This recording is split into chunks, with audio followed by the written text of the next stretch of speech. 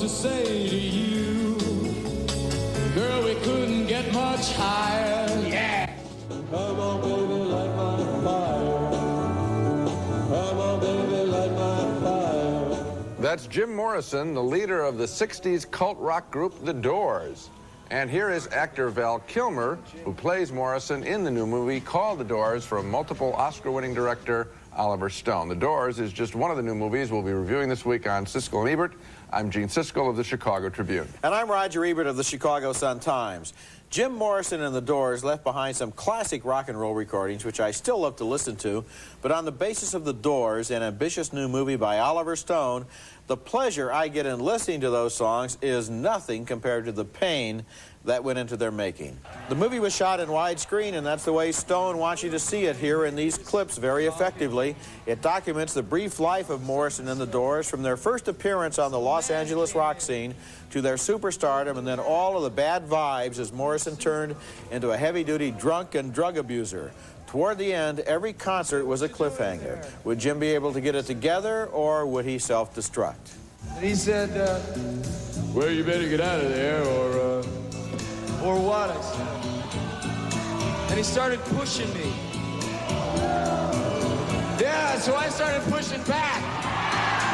In the beginning, it wasn't like that, as Morrison, a dreamy Venice Beach hippie, first talked about forming a band with Ray Manzarek, a keyboard player, portrayed here by Kyle MacLachlan. Sides are being chosen. Everything's gonna flame, man. The planet is screaming for change, Morrison. We gotta make the mix.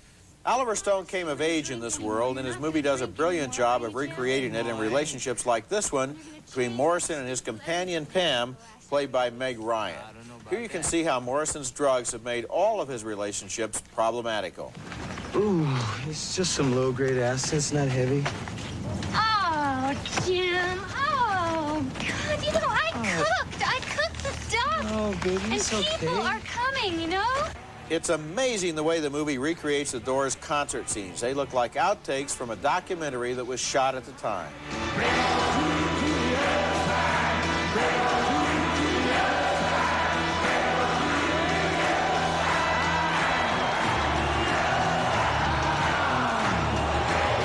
The crowd scenes there have an amazing impact, and this is one of the most realistic-looking rock movies ever made. But sitting through the decline and fall of Jim Morrison is not a pleasant experience, and the last hour of The Doors is like spending several weeks trapped inside the party from hell. Drugs turned Morrison into a narcissistic, selfish, deceptive monster whose ego made life miserable for everyone around him. That creates a paradox. This is a brilliant movie about a person I would rather not have met. I have great admiration for many of the elements in the film, including Val Kilmer's heroic performance as Jim Morrison. He looks so much like Morrison that it's eerie, but he's also completely convincing in the role. I also like Kathleen Quinlan's work as a weird rock journalist who feeds Morrison's fantasies. And Oliver Stone's achievement in recreating this period of time, including the rock concerts, is astonishing. The Doors is a very well-made movie about some terrific music, but the misery of its hero makes it truly painful to watch. You know, I didn't suffer that much, except in his relationship with the Pamela Corson character played by Meg Ryan, which I thought was, I guess, so unhappy that it wasn't really worth watching. But the rest of the picture is a musical experience, which is really what I think I took out of it. It was a pleasure to revisit the times. I felt like I was given a ticket back to the 60s, and I enjoyed it. I enjoyed being there, watching the music, seeing it created, seeing the spirit of the 60s recreated, the positive spirit of people taking chances. I really thought it was a terrific film. You've just given a wonderful review of the first 20 minutes of the film. What about what Jim Morrison goes through in this movie? His obsession with death, his completely sadistic and uncaring treatment of everyone around him, the way that they start reacting to him with passive-aggressive hatefulness, so that the passive-aggressive hate, so that the people in the band in the background who are playing while he's singing look at him as if they would like to kill him. What about the audience as he kept waiting for hours? What about the painful spectacle of him embarrassing himself in public while drunk and exposing himself? Is that the spirit of the 60s? I don't think, well, you know what? People did awful things, sure. They were drug influenced and drunk. And but what about this guy? He was more than drug influenced. He was on a complete death trip. Well, okay, I saw that, but I enjoyed the music that was created during that period. Well, then you should get the soundtrack album. I did actually buy 2 records from the film. I enjoyed the film thoroughly. I'm not exactly sure what we're arguing about here. We both liked the movie. I think I didn't. I'm not going to give it thumbs up. No. You call his performance brilliant? Yes. Yeah. And the recreation of the rock music brilliant? And you're not going to recommend that people see this? I think it's a pretty unpleasant experience. But you wouldn't want them to see the brilliant things in the film? Listen to the music. I admired a lot of the things in this movie, but the problem is, by the end of the film, it's really a downer. I mean, in a bad way. But wait a second. There are people. It's documented the guy died at the age of 27. That's right. Okay, so obviously he told the story straight. Is the story's unhappy straight? We've been arguing for years that we want pictures not to be... It goes on and on and on, Gene. It goes on and on and on. After a while, you just want to cover your eyes. You just don't want to see this guy destroying himself and those around him any longer. It's too painful. If you have any empathy at all, you want to draw a cloak of mercy over this scene. Well, actually, it sounds like you got deeply, deeply involved in the picture, as did I. Well, more deeply than you, apparently. You like the music. Oh, I liked the music, and I cared about the performance. Val Kilmer was great. Listen, obviously, I think this movie is going to trigger a lot of interest in the music of the Doors and in Jim Morrison. There are many tapes and laserdiscs available for showcasing their performances. I think the best is the Doors live at the Hollywood Bowl, a complete record of their 4th of July concert in 1968. It's the only complete concert ever filmed of the band, and Morrison is in top form right at the start with the song When the Music's Over, with its signature long-format run-on hypnotic quality so typical of the Doors. When the music's over, turn up the light, turn up the light, turn up the light.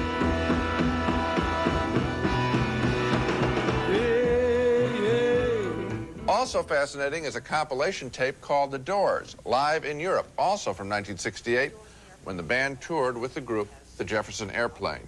Here, in the introduction to the tape, Airplane members Grace Slick and Paul Cantor talk about the Doors' place in rock music history. They were one of the precursors of both the punk, the new wave, and the current, what would you call it, heavy metal, perhaps, explosion. The tape also contains the group's performance of the great song Love Me Two Times. Love me 2 times, I'm gone away. That's the best of the Doors. The worst is a compilation record called The Doors, Dance on Fire, which does a miserable job of illustrating the songs in a pre-MTV music video style, here ruining the fine Doors classic, People Are Strange.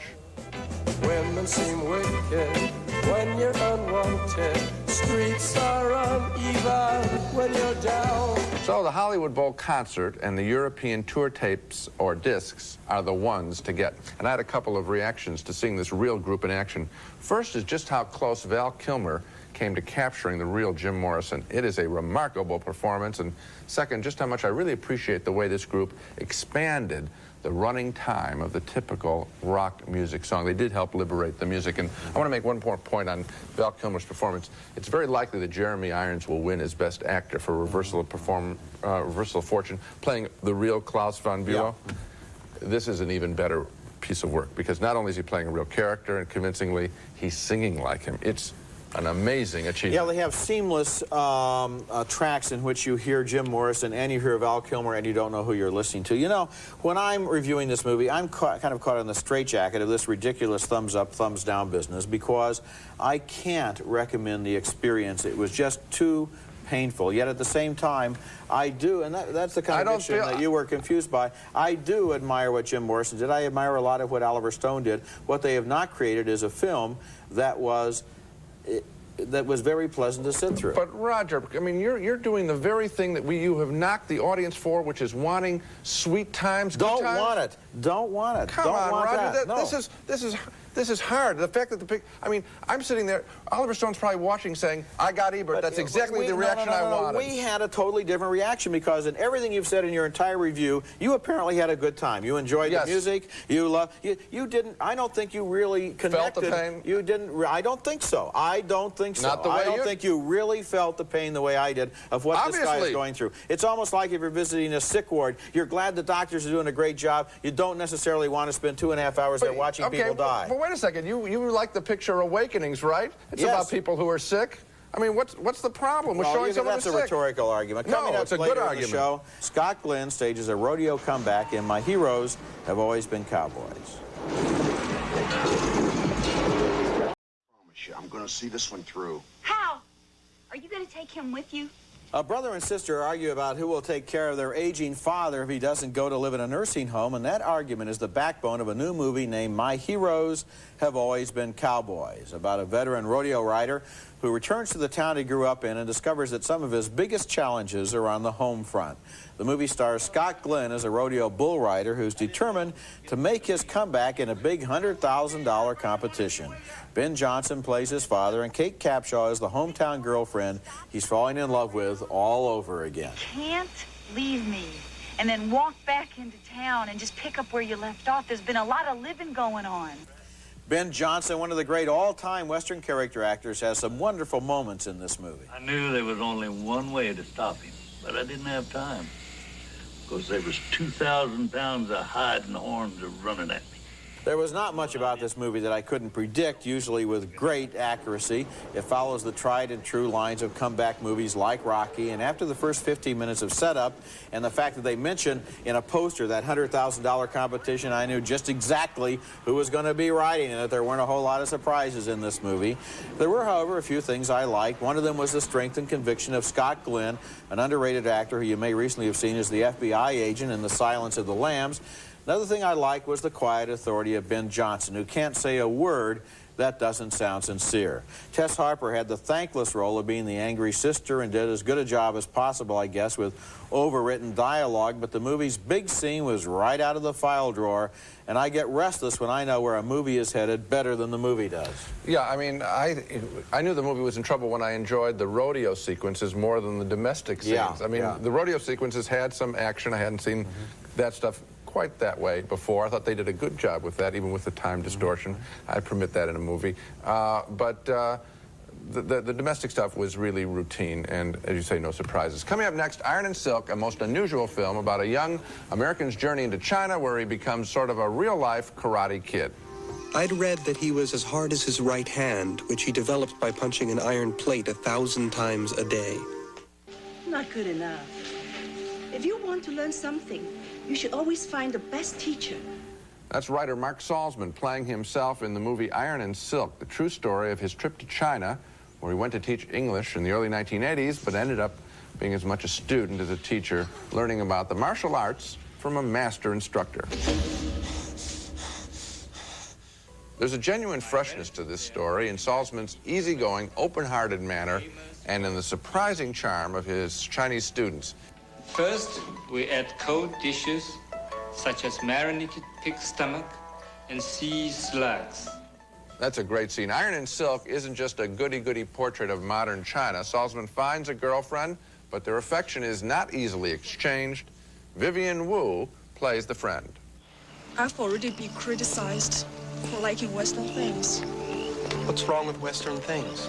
I thought that was all right in China now. It's not as free as it seems. There's sort of a prescience there when her statement, "It's not as free as it seems." This film was completed just before the crackdown in Tiananmen Square. I really enjoyed Iron and Silk, however. It's a rare travelogue of somebody else's trip that is worth taking with them. Salzman is one of the most engaging presences I've seen in a film in a long time. So natural, so unassuming, so un-movie-like. Iron and Silk is going to make its way slowly around the country, and it won't have a big ad budget to grab your attention, but I think Iron and Silk is definitely worth seeing. I enjoyed it too. I really enjoyed the fact that you really felt these experiences were happening. There was no manipulation. There's no twisting the plot to have an artificial happy ending. Boy doesn't necessarily have to get girl. Boy doesn't necessarily have to win a big karate match at the end of the movie as it would in a Hollywood formula. This is about an outsider going into a culture and finding that it's really more than he bargained for and enjoying that, and I did too. Yeah, the sense of discovery with this actor who is obviously an amateur. I mean, he's an amateur presence, so you don't know, he doesn't seem to do things movie-like, and so there's this whole surprise element that carries you through the picture, which is the drive of the traveler. There's something very original in the fact that he wrote the book the movie is based on. I don't think that's been done before, where, not very often anywhere, a guy plays himself. Coming up next, Superstar, The Life and Times of Andy Warhol. Look at the mask behind the man. We laughed out loud because we didn't know he was so much like us. An artist whose work transformed the way we look at ordinary objects and the way we answer the question, what is art? Sometimes his work seemed like an enormous put-on, but it wouldn't go away, and it grew in stature even as he claimed to agree with his critics that it was all just superficial. In a new documentary named Superstar, The Life and Times of Andy Warhol, Chuck Workman assembled countless Warhol images to show how omnipresent the artist was and how influential. Andy, do you think that pop art has sort of reached the point where it's becoming repetitious now? Yes. Interviewing Warhol was an exercise in masochism for journalists who usually wound up supplying their own answers. Warhol's fame was fueled in no small part by the steady stream of celebrities who in the 60s drifted in and out of the endless party held at the Factory, Warhol's studio. It was fierce. It was like some kind of festival, just to go there and be there. Warhol was not only a painter and a sculptor, but also a magazine publisher and a film director, and yet he never seemed to really put an effort into anything. I could stare at the camera for 10 minutes without blinking. That, of course, is the image Andy Warhol liked to project as the passive bystander with barely enough energy to keep his eyes open. One of his friends even says in the film he doubts that Andy had a sex life at all because he didn't have the strength for one. The overwhelming impression left by this documentary, however, is of a man of prodigious energy, creating a flood of images and events that helped to shape his times. The film is an always absorbing mosaic of interviews, artworks, and documentary footage, all swirling about Warhol's cool detachment. He comes across as enigmatic as the Mona Lisa, and he may fascinate and frustrate people almost as long. Which is why I wanted to see a little bit more journalism here. I think that this picture doesn't lay a glove on Warhol. I mean, it doesn't tell me anything that you wouldn't roughly know, although when you show the material, just showing the material and seeing it up on a big movie screen, that in itself says something about the art that he created, and that's valuable, just to see it again. If you can't, you know, there was a big exhibition of his work not too long ago. If you didn't go to that, this is one way, I suppose. But I think just that... Did you learn anything new about him, Roger? See, this is what's fascinating about the film to me, Gene. You're responding to Warhol the way he wanted people to respond to him. And he was so consistent for so many years, for 30 years, in never expressing sharp feelings and never saying anything very revealing. Even when you talk to his friends, they didn't really know who was really there. But unfortunately, you know what? And that, it seems to me that that's what he wanted to give. I don't know if there is anything behind the facade. Well, let me tell you something. There must be, but you're not going to get it in a movie, and you're maybe never ever going to get it. Oh, I think you can. There's easy journalism to be done on him, and I don't think that the picture did it. So we split on that. Coming up next, our video pick of the week, an unfairly maligned film directed by Jack Nicholson. On home video this week is The Two Jakes, Jack Nicholson's sequel to Roman Polanski's Chinatown, and this is a picture that sank like a rock at the box office when it first came out, but both Roger and I gave it a strong thumbs up, enjoying the complexity of its plot, with Nicholson directing himself in the role of Detective Jake Gittes, searching here for a lost love. You tell me what the hell you think's going on here, and I'll tell you if I think you're right. I enjoyed The Two Jakes much more because I saw Chinatown the night before I saw The Two Jakes, and that's the way I recommend you screen it. First Chinatown one night, then The Two Jakes the next. You'll see two good movies, and the rarity of watching the same actor grow and change over a 14-year period. And now let's recap our reactions to the movies we reviewed on this show. A sharp split on The Doors. I thought it was a terrific portrayal of the man who created remarkable music. Roger agrees, thought Val Kilmer's performance was brilliant, but was disturbed by the pain Jim Morrison caused himself and others. 2 thumbs down for My Heroes Have Always Been Cowboys, a predictable rodeo melodrama with Scott Glenn. 2 thumbs up for the engaging Iron and Silk, Mark Salzman's China Journey. And a split vote on the Andy Warhol film Superstar. Roger enjoyed the documentary. I didn't learn anything new about Warhol, and I have a feeling we're going to be talking about the Doors movie for the rest of the year because, boy, the experience you had, I wouldn't want to keep people from seeing that at all.